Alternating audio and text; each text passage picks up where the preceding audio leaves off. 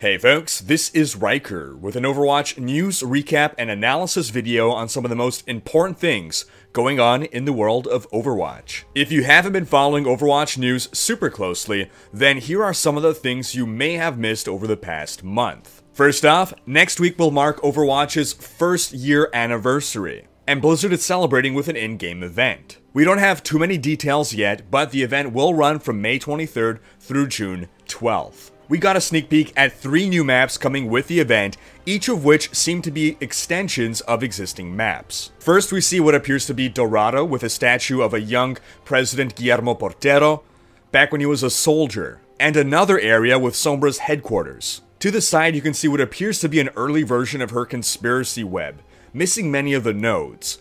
Regardless, being able to see this in-game will certainly give us at least one more clue towards that whole conspiracy mystery. You can check out our video on the conspiracy web right here. The second map appears to be another area in Eichenwalde. Did I get it right, Germans? And it seems to be raining. This will be our first map with rain or any kind of similar weather effect. Next appears to be another area in Temple of Anubis. The statues are the giveaway. Now, Blizzard's tweet called these maps arena maps, and Eco Point Antarctica is classified as an arena map. So this most likely means that these maps are coming to the 3v3 and or 1v1 game modes. Some people have pointed out that we see the spawn room with a healing cross on its entrance at the start of this clip, and that doesn't exist in 3v3 matches. You can't go back to spawn to heal. However, you do see this before a match starts if you're waiting for more players to join, so that doesn't prove that these are not elimination maps. Now, on the topic of new maps, it was about a month ago that game director Jeff Kaplan spoke a bit about new maps that the team had in development. He said, "We currently have 3 maps in development, all past the initial playtesting phase. And these are standard maps, quick play and competitive. While something could always change, all 3 of those are looking likely for a release this year. We also have 3 non-standard maps in development. These won't go into quick play and competitive. We also have a few other experiments going on." So it seems safe to assume that these 3 non-standard maps are the 3 that were revealed this week.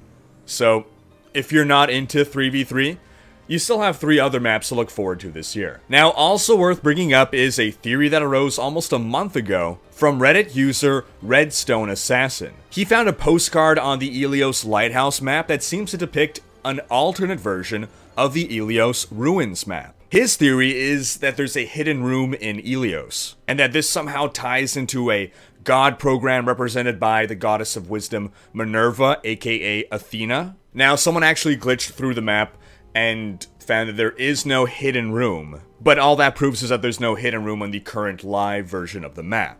There could still, in theory, be a hidden room in a future version of the map, say for a PvE event. Now, while this is an interesting theory, a much simpler explanation, at least at the time, was that this was an older version of Ilios, and since then, changes have been made to the map layout. Another possibility now, though, is that this could be another section of Ilios being made into an arena map, just like Dorado, Eichenwalde, and Temple of Anubis that we saw this week. Still, just speculation though, and Jeff did say 3 non-standard maps, and we are getting 3. In addition to the new maps, we also got a preview of some new voice lines. Have a listen. It's my time to shine. I'm not your father. Setting up the car wash. Honor! Justice! Reinhardt! Ha ha! Next round's on me. I'm going hog wild. Have some Lucy OOs! We also got a preview of new dance emotes coming with the event.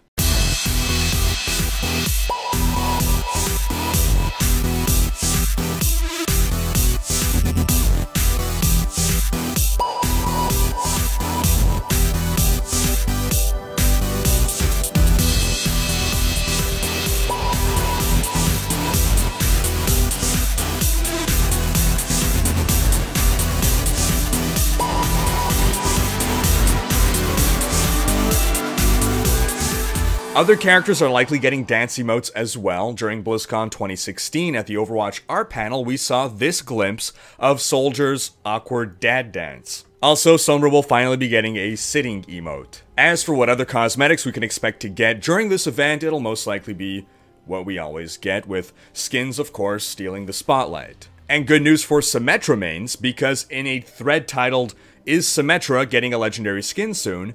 Jeff replied on May 8th, "I think Symmetra fans will be pleased very soon."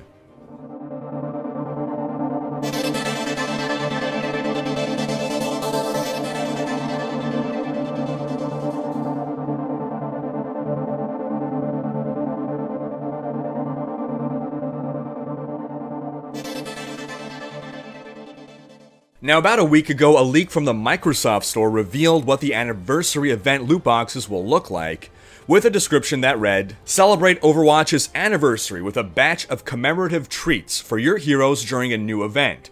Overwatch Anniversary. Kick off the celebration with a bang by picking up anniversary loot boxes, asterisks. Every loot box contains up to 4 cosmetic items, including at least 1 anniversary skin, spray, highlight, intro, emote, victory post, player icon, or voice line. More than 100 anniversary goodies are waiting for you.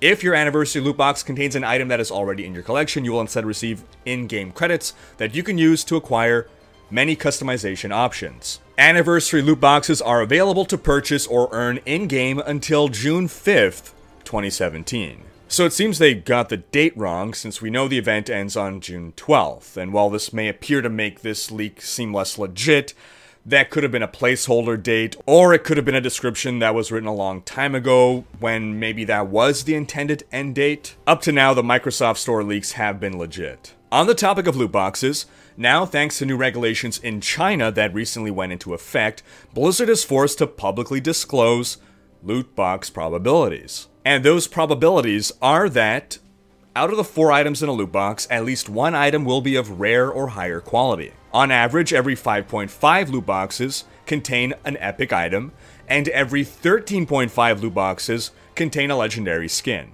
That said, this information pertains specifically to the China region. It is possible that Blizzard may have different numbers for other regions. They're not required to disclose the numbers for other regions, and while it may be a dickish thing to do to have lower probabilities in other regions, knowing that they would have to reveal the China regions, it's a, however remote, possibility. Now, in addition to the anniversary event, from May 26th to May 29th, Overwatch will be free to play across all platforms. So if there are friends you have that you want to get into Overwatch, the first weekend of the event will be the weekend to do it. Also on May 23rd, Blizzard will make available for purchase the Overwatch Game of the Year Edition, which will be the same as the Origins Edition, but with 10 free loot boxes included. So that about wraps up our news of the upcoming event.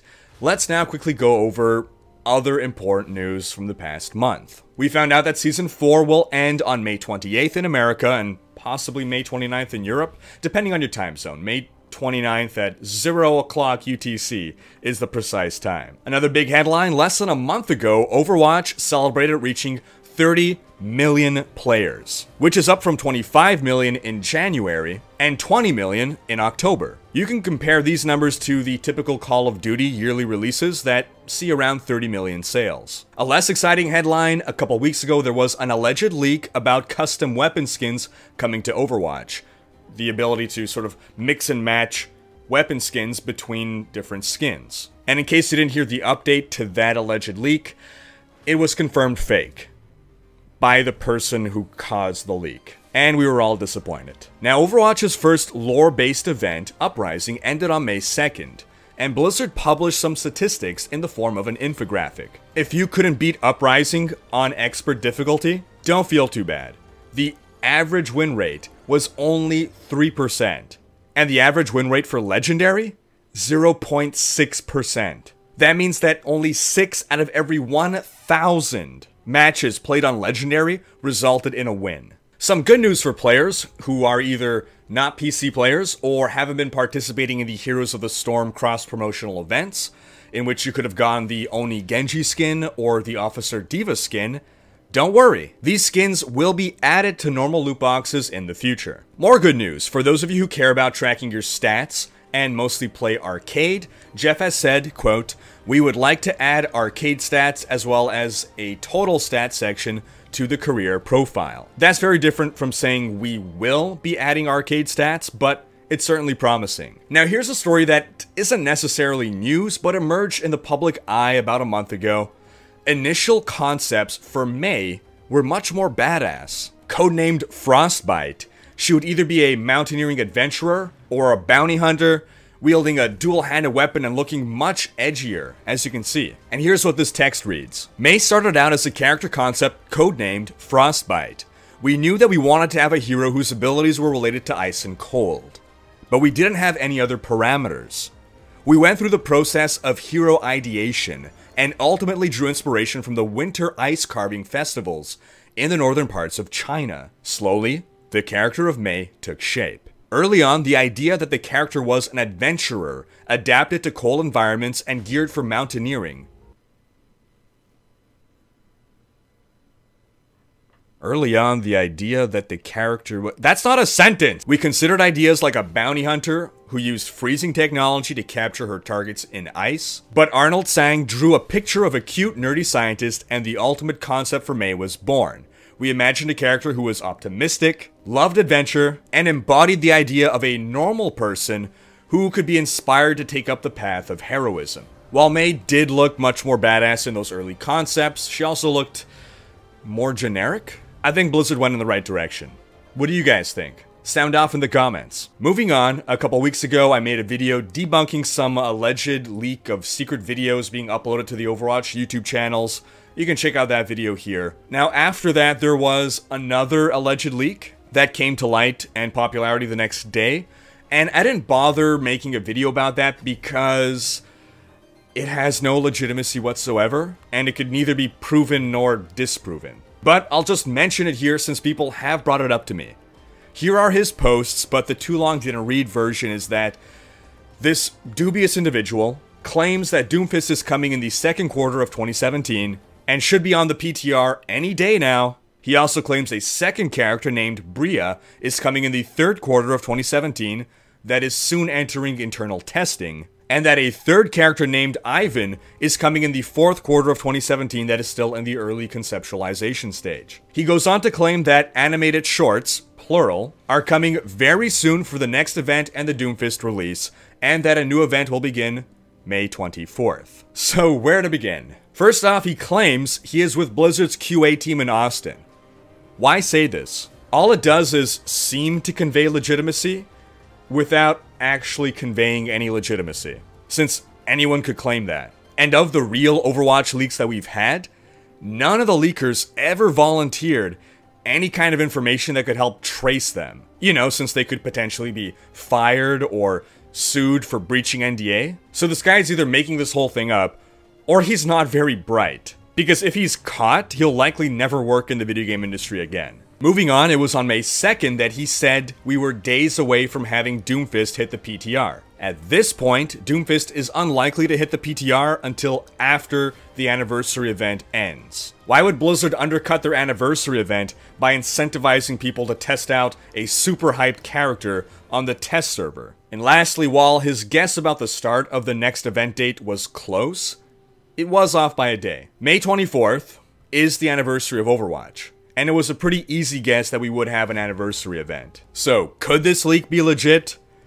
Possibly, but nothing suggests it is legit. All we can do is wait to see more things come to light to debunk it, or prove it for that matter. Okay, 3 final bits of news before we close out this video. First off, you know how a lot of people feel that supports get less SR in competitive matches? Blizzard has officially responded, basically saying that's not true at all. At least not as of the Orisa patch. Being on fire does not affect your SR. The only thing that affects your SR gain or loss is your performance relative to, quote, other similarly skilled players with that hero across an enormous pool of competitive matches. So your Mercy play is being compared to other Mercies at your skill level, not to the DPS on your team. Second bit of news, a dev team within the Overwatch dev team has been working, quote, extremely hard for months on the ability to save and export highlights. And we can expect more details early this summer.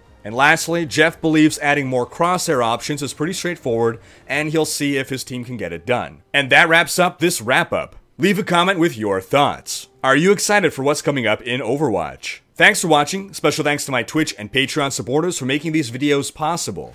If you enjoyed this video, please share it, check out these other videos, and subscribe to join Rhykker's Raiders for more Overwatch content.